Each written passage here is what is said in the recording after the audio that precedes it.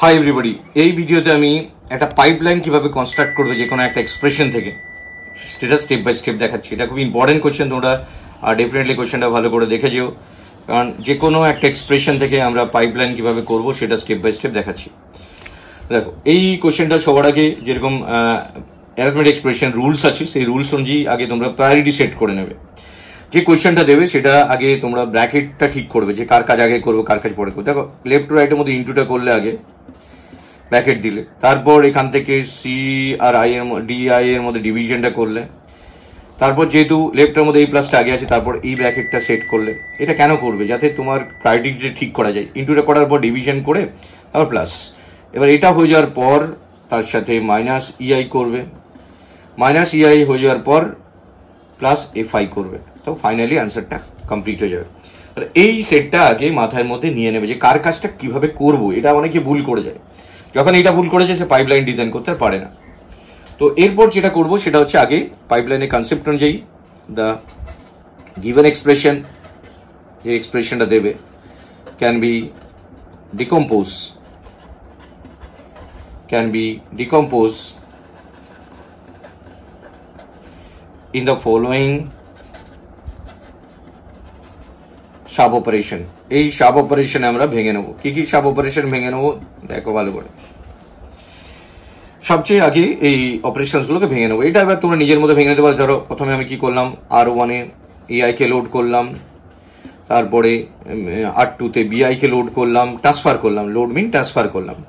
এরপর গুণ করবো এআই বিআই, R3 তে এআই মিন R1 ইন্টু R2 এর মধ্যে মাল্টিপ্লাই হবে, হলো। R4 এ সিআই কে ট্রান্সফার করলাম, R5 এ ডিআই কে ট্রান্সফার করলাম।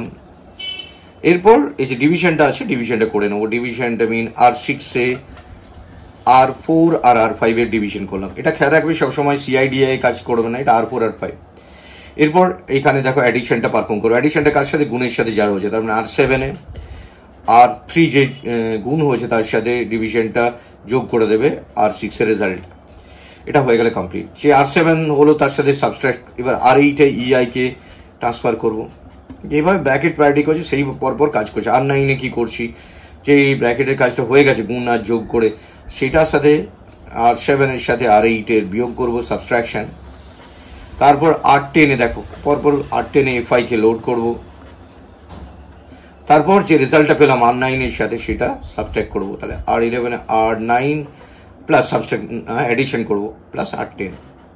তাহলে আমরা সবার আগে একটা এক্সপ্রেশনকে ছোট ছোট এক্সপ্রেশনে কনভার্ট করি। এটাই পাইপলাইনের concept. Pipeline is the technique of ডিকম্পোজিং a large instruction to small instruction. So এইগুলো আমরা একটা বড় ইনস্ট্রাকশনকে ছোট ছোট মাইক্রো অপারেশনে কনভার্ট করি, ছোট ছোট অপারেশনে ভেঙে নিলাম।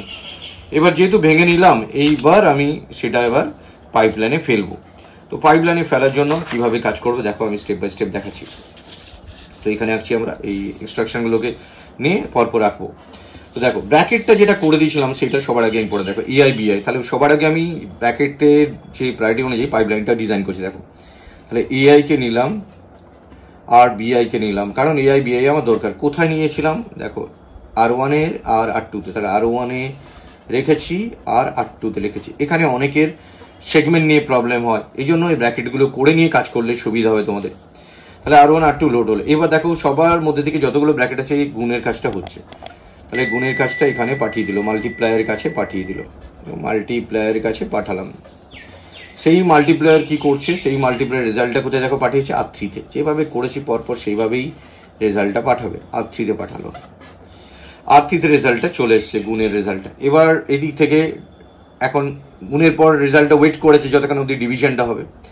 ডিভিশনটা দেখো যখনই R3 তে গুণের রেজাল্ট এলো, এরপর ডিভিশনটা আগে এখানে হয়ে যাওয়া উচিত, তারপরে আমার যোগটা করবো। তাহলে ডিভিশনটা এখান থেকে দেখো আমি নিয়ে নিচ্ছি। তাহলে সিআই কি ট্রান্সফার করছি, সিআই হচ্ছে R4 এ ট্রান্সফার করেছি, তাহলে R4 এ নিলাম। ডিআই কোথায় ট্রান্সফার করলাম, ডিআই ট্রান্সফার করলাম R5 এ। এইবার এটাকে ডিভিজারের কাছে পাঠিয়ে দিলাম। তাহলে ডিভিজার এই জায়গাটায় ডিভিশন করলো, ডিভিজার। যে ডিভিজার হয়ে গেল, ডিভিজার মাল্টিপ্লাই পেয়ে গেছে, তার দুটো যোগ করে নেবে। এটা হচ্ছে যে ডিভিজারের রেজাল্টটা কোথায় পেয়েছিলাম দেখো, এখান থেকে R6।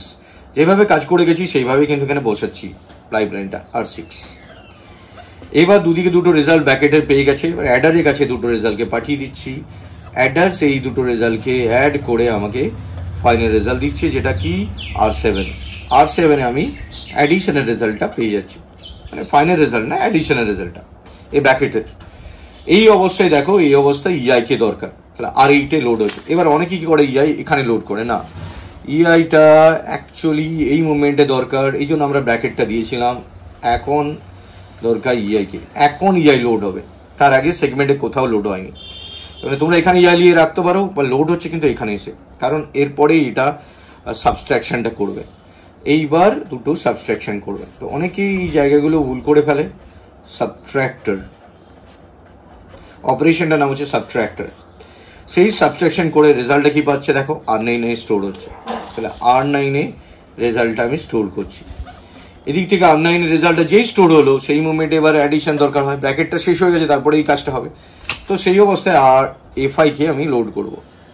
দেখো সেটা কোথায়, R10-এ লোড করেছে। তো এইভাবে তোমরা জিনিসটা করবে, তাতে তোমাদের কোনোদিনও ভুল হবে না।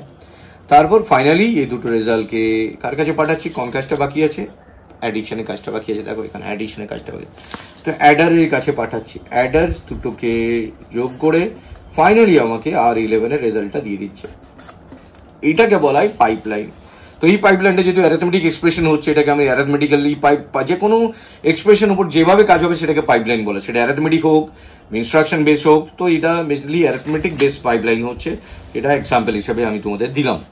তো এখানে দেখো স্টেপ বাই, এবার সেগমেন্ট বুঝবে কি করে। সেগমেন্ট বোঝার জন্য প্রথম যে লোড হচ্ছে, দেখো খেয়াল করে দেখো যে প্রথম যে লোড হচ্ছে সেটা হচ্ছে একটা সেগমেন্টে, তাহলে এটা একটা সেগমেন্ট, ডট ডট দিয়ে দেখাবে, এটা একটা সেগমেন্ট 1। এইবার দ্বিতীয় লোডটা কোথায় হয়েছে, এখানে হয়েছে সেগমেন্ট 2। তৃতীয় লোডটা কোথায় হয়েছে, এখানে হয়েছে সেগমেন্ট 3। এইভাবে সেগমেন্টগুলো দিতে থাকবে। চতুর্থ লোড হয়েছে কোথায়, এখানে সেগমেন্ট 4। এই সেগমেন্ট নিয়ে অনেকের সমস্যা হয়ে যায়। লাস্ট রেজাল্টে কি পেয়েছে, সেগমেন্ট 5। তো এইভাবে আমরা পাইপলাইনটা কনস্ট্রাক্ট করলাম। তো এরপর যদি তোমরা সেটাকে রেজিস্টারে ফেলো, ধরো এই এক্সপ্রেশনটা যেটা আমরা করলাম, যেটা পেলাম পাইপলাইনটা, এটাকে আমি যে আই এর মান দেওয়া আছে = 1 to 4, এই অনুযায়ী আমি এটাকে প্লট করে ফেলবো। তাহলে তোমরা ডেফিনেটলি পাইপলাইনটা কিভাবে কনস্ট্রাক্ট করে বুঝতে পেরে গেছো, যে স্টেপ বাই স্টেপ আমি কিভাবে করেছি। এই ব্র্যাকেটটা আগে করে নিও কাজ অনুযায়ী, তারপর এইগুলো কাজগুলো করতে দেখো, তাহলে ভুল কোনোদিনও হবে না। এবার দেখো এটাকে আমি কিভাবে রেজিস্টারটা কন্টেন্ট ফেলবো। content of registers in the পাইপলাইনে কিভাবে এগুলো রেজিস্টার্স গুলো আমরা ফেলবো দেখো। তো এখানে প্রথমে হচ্ছে সেগমেন্ট গুলো বানাবে। সেগমেন্ট কারা কারা আছে, সেগমেন্ট 1-এ আছে কারা, দেখো এই চারটে আছে, R1 আছে, R2 আছে, R4 আছে, R5 আছে। তো এখানে আমি সেগমেন্ট 1-এর মধ্যে কারা আছে লিখলাম। সেগমেন্ট 2-তে কারা আছে, দেখো সেগমেন্ট 2-তে আছে R3 R6। ছবিটা যেভাবে এসছে সেভাবেই এটা বানাবে, R3 R6। সেগমেন্ট 3-তে কারা আছে, সেগমেন্ট 3-তে আছে দেখো R7 R8।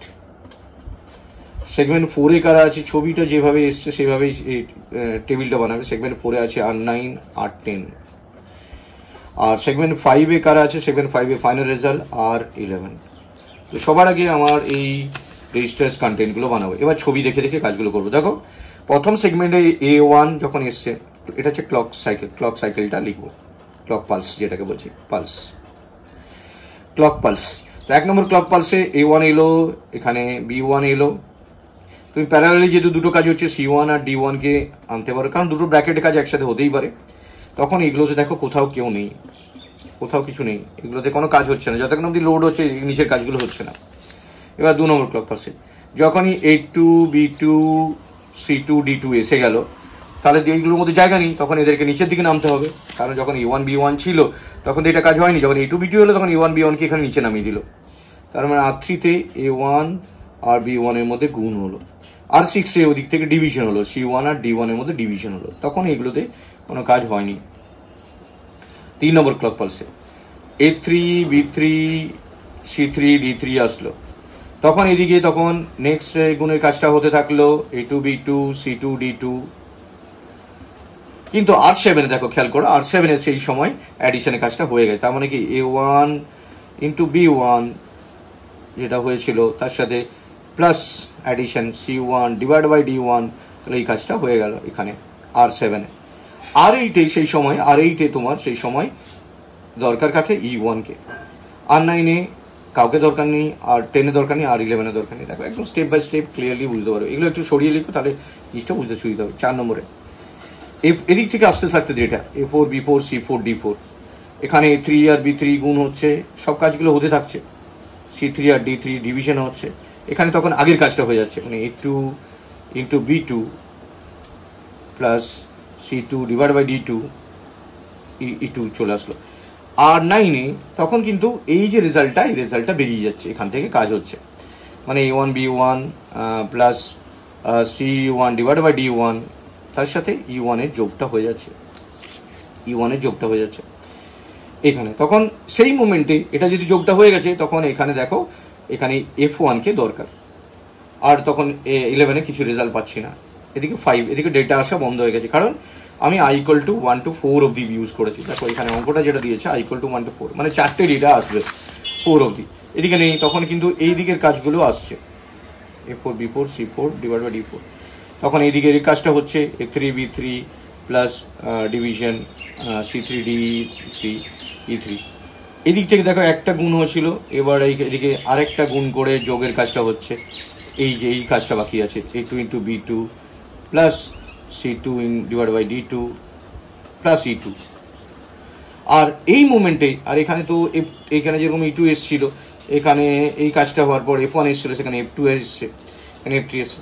এই মোমেন্টে শুধু একটা রেজিস্টার এখানে কিন্তু রেজাল্ট করে বেরিয়ে গেছে, এই পুরো রেজাল্ট। এদিকে জায়গা নেই আমি, তো এইদিকে একটা রেজাল্ট পেয়ে গেল, যেটা A1 into B1 plus C1 divide by D1 plus E1 plus এটা F1, এটা যে রেজাল্টটা বেরিয়ে গেল এখানে। তারপরে এটা বেরিয়ে গেল A2 এর রেজাল্টটা, এখানে 2, এটা এটা এটা এটা F1 এসছিল, F1 রেজাল্ট হয়ে গেল। তারপরে এখানে F2 এসছে এই জায়গাটাতে, এখানে জায়গা কম আছে বলে তোমাদের অসুবিধা হচ্ছে, বাট এক একটা করে রেজাল্ট বেরিয়ে যাচ্ছে এদিক থেকে।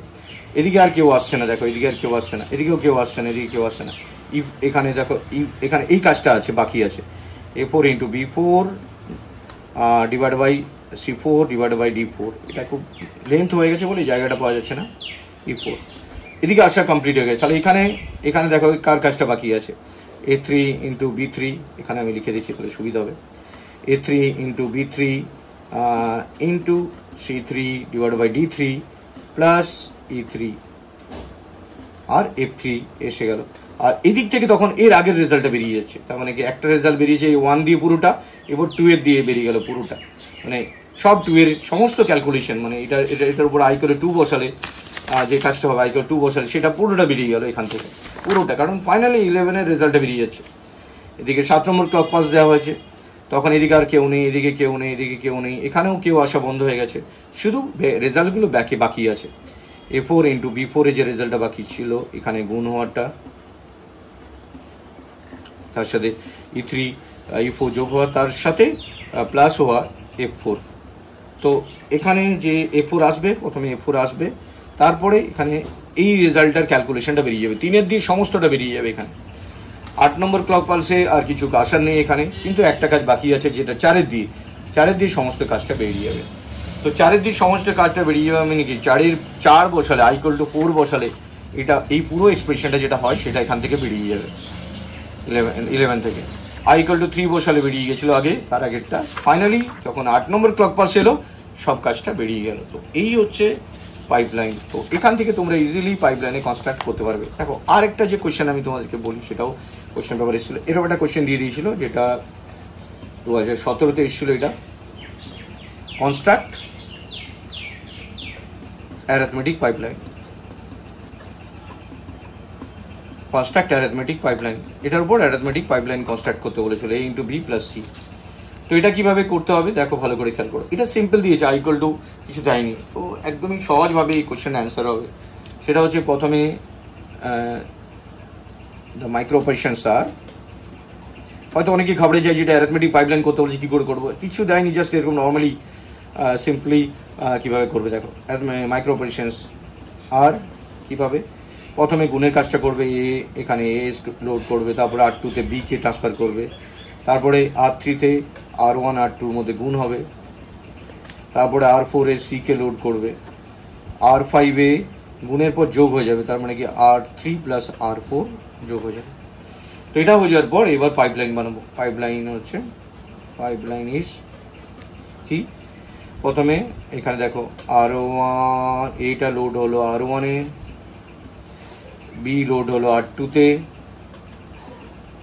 সেটা অ্যাড মাল্টিপ্লায়ারের কাছে চলে গেল। যতক্ষণ অব্দি মাল্টিপ্লিকেশন হচ্ছে ততক্ষণ অব্দি রেজাল্টটা আমি পাচ্ছি না, R3 তে পেয়ে গেলাম। এরপর সিতে R4টা লোড হলো, সিতে R4টা লোড হলো, এখন দরকার যেহেতু যোগ হবে। তারপরে গিয়ে রেজাল্টটা আমি অ্যাডারের কাছে পাঠাচ্ছি, অ্যাডার সেই রেজাল্টটা R5 এ পাঠাচ্ছে। তো এটাও সেরকম ব্র্যাকেট যদি করে নিতে কোনো ভুল হতো না, যেমন A ইন্টু বি আগে হবে, তারপর হয়ে যাওয়ার পর তারপর যখন এই রেজাল্ট পেয়ে যাবে তখন সি এর কাজটা হবে। কারণ এটা আগে পাইপলাইনে যতক্ষণ রেজাল্ট তৈরি করছে সিটা লোড হবে না। তাহলে এইভাবে জিনিসটাকে তোমরা পাইপলাইন ফরম্যাটে বুঝিয়ে দেবে। এটা যদি তোমার রেজিস্টার বলা হয়, কন্টেন্ট অফ রেজিস্টার কি করে করবে, একদম সিম্পল। সেগমেন্ট, এটা একটা সেগমেন্ট 1, এটা একটা সেগমেন্ট 2, এটা সেগমেন্ট 3, তিনটা সেগমেন্টে কাজ হচ্ছে। কন্টেন্ট অফ রেজিস্টার কি হবে দেখো, সেগমেন্ট 1 এ কারা আছে, সেগমেন্ট 1 এ আছে শুধু R1 R2, সেগমেন্ট 2 তে কারা আছে, সেগমেন্ট 2 তে আছে R3 R4, সেগমেন্ট 3 তে আছে R5। তাহলে প্রথমে এখানে এ বি লোড করলাম, এগুলোতে তখন কেউ নেই, কারণ এখানে যতক্ষণ অব্দি এ বি আসছে এগুলোতে তখন কেউ নেই। তারপরে আর কেউ নেই, 1 নম্বর ক্লক পালসে পরে এ বির পর আর কেউ নেই। তাহলে এ বির পর যেহেতু কেউ নেই ওই দিক থেকে 2 নম্বর ক্লক পালস এলেই এ আর বি এর গুণটা হয়ে যাবে, তখন এখানে সি লোড হয়ে যাবে। 3 নম্বর ক্লক পালসে, ক্লক পালসটা পুরো অপারেশন কমপ্লিট না হলে চলতেই থাকবে, তো এখানে আর কেউ থাকছে না, ফাইনাল রেজাল্টটা এ ইন্টু বি প্লাস সিটা কমপ্লিট হয়ে যাবে, মানে 3 নম্বর ক্লক পালসের রেজাল্ট আমরা পেয়ে যাচ্ছি। তো এইভাবে আমরা জিনিসটাকে এখানে ইজিলি আমরা এখানে করতে পারছি। দেখো ভালো করে খেয়াল করে দেখো, এই যে কোশ্চেন্সটা আছে, এই কোশ্চেন্সটা যেভাবে আমি সলভ করলাম তোমাদেরকেও সেইভাবে অ্যারিথমেটিক পাইপলাইন সলভ করতে হবে।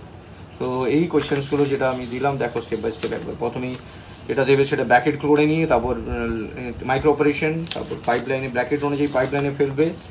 ফাইনালি এটা খুব বড় দিয়েছি আমি ক্যালকুলেশনটা, তার জন্য এখানে আমার সেগমেন্ট যখন রেজিস্টারটা বানাচ্ছি তখন খুব লেন্দি হয়ে যাচ্ছে, বাট তোমরা ইজিলি বুঝতে পারছো যে এখানে আমি যেগুলো ব্র্যাকেট ছেড়ে দিচ্ছি সেগুলো অ্যাকচুয়ালি ফাইনাল রেজাল্ট এখানে একটা পেয়েছি, দুটো এখানে, তিনটে, চারটে এখানে, তারপর ফাইনালি একটা রেজাল্ট এখান থেকে বেরোচ্ছে। তো এখানে শুধু F1 লোড হচ্ছে আর কিছু হচ্ছে না। তারপর এখানে একটা, 2 নম্বরে এটা, 5 নম্বরে, 6 নম্বরে একটা রেজাল্ট এটা, 7 নম্বরের থেকে তারপরে 8 নম্বরের ফাইনাল রেজাল্ট আমি পেয়ে যাচ্ছি। তো এইগুলো হচ্ছে main concept of arithmetic pipeline and pipeline structure. Thank you very much for watching this video. Share and subscribe it. Thank you.